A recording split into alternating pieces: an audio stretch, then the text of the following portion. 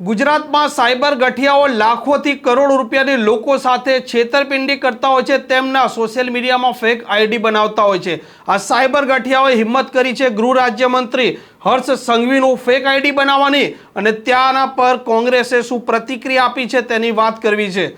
નમસ્કાર, આપ જોઈ રહ્યા છો હોટલાઇન ન્યૂઝ અને હું છું આપની સાથે તોફિક ગાંચી। અત્યારે પોલીસ માટે સૌથી મોટો જો કોઈ પડકાર હોય તો તે સાયબર ક્રાઇમ છે, કેમ કે સાયબર ગઠિયાઓ વિશ્વના કોઈ પણ ખૂણામાં બેસતા હોય છે અને લોકો સાથે છેતરપિંડી આચરતા હોય છે। ફેસબુકનું માધ્યમ હોય કે ઇન્સ્ટાગ્રામ જેવું માધ્યમ હોય તેમાં ફેસબુક આમાં આઈડી બનાવતા હોય છે, ઇન્સ્ટાગ્રામમાં આઈડી બનાવતા હોય છે અને ત્યારબાદ તેના જે પરિચિતો હોય છે તેમનો ફ્રેન્ડ રિક્વેસ્ટ મોકલે છે અને તેમના પાસે પૈસાની માંગણી પણ કરે છે।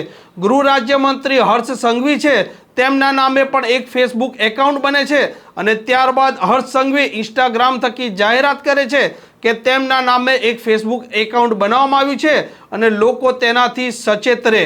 આ મામલે કોંગ્રેસ મેદાને આવી છે અને તેમણે જણાવ્યું છે કે વર્ષ 2023માં 1,21,000થી વધારે લોકો સાથે સાયબર ફ્રોડની ઘટનાઓ બની છે।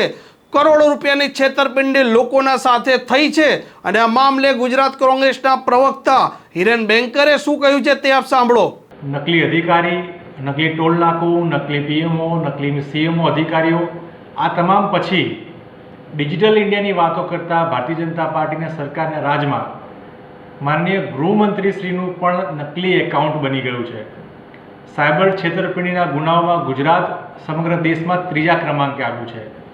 જે પ્રકારે આંકડા સરકારના જોઈએ તેમાં વર્ષ 2023માં જ 1,21,701 જેટલી આર્થિક છેતરપિંડી એટલે કે સાયબર ક્રાઇમની ગુનાઓ એ ગુજરાતમાં નોંધાયા છે, જેના કારણે ગુજરાતીઓના 650 કરોડ રૂપિયા લૂંટાઈ ગયા છે।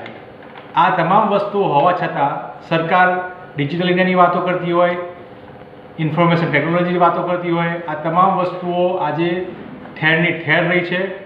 નકલી અધિકારીઓ જેમ છાટકા બન્યા હોય એમ સાયબર ગઠિયાઓ આજે છાટકા બન્યા છે અને ગુજરાતીઓને ભોગ બનાવી રહ્યા છે। 650 કરોડ રૂપિયા એક જ વર્ષમાં ગુજરાતીઓના ખિસ્સામાંથી લૂંટાઈ ગયા છે અને હવે એનાથી પણ આગળ વધીને આ સાયબર ગઠિયાઓની એટલી બધી હિંમત વધી ગઈ છે કે માનનીય ગૃહમંત્રીશ્રીના પણ નકલી એકાઉન્ટ બનાવીને આર્થિક ફ્રોડ કરવા તરફ આગળ વધી રહ્યા છે। આ દર્શાવે છે કે ગુજરાતીઓને સાયબર સુરક્ષા આપવામાં ભારતીય જનતા પાર્ટીની ભ્રષ્ટ સરકાર સંપૂર્ણ નિષ્ફળ નીવડી છે। કોંગ્રેસ પક્ષ માંગ કરે છે કે સત્વરે આ સાયબર સુરક્ષા કામગીરી માટે સરકાર જાગૃત બને, જાગૃત કાર્યક્રમો કરે અને જે પ્રકારે આ સાયબર ગુનાઓ વધી રહ્યા છે એને કાબૂમાં લેવા માટે ત્વરિત પગલાં લે। આમ સાયબર ક્રાઇમ સૌથી મોટો પડકાર છે। સાયબર ગઠિયાઓ એક રાજ્યના જે ગૃહ રાજ્ય મંત્રી છે જેમના સિરે કાયદો વ્યવસ્થાની સ્થિતિની જવાબદારી છે, જે પોતે મંત્રી છે, તેમનું ફેસબુક આઈડી બનાવી કેવો ડર ફેલાવતા હશે ત્યાં સાયબર ગઠિયાઓની મોડસ ઓપરેન્ડી પછી વિચારી શકાય।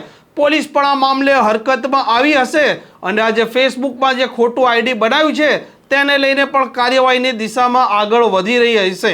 ગુજરાત કોંગ્રેસે પણ આ મામલે હર્ષ સંઘવીના સાથે પણ જે ઘટના બની છે તે અને રાજ્યના લોકો સાથે જે છેતરપિંડી થાય છે તેના આંકડા પણ જાહેર કર્યા છે અને તેની વાત કરી છે। આ પ્રકારના સમાચાર જો આપને પસંદ આવતા હોય તો હોટલાઇન ન્યૂઝને સબસ્ક્રાઇબ અને શેર કરવાનું ભૂલતા નહીં।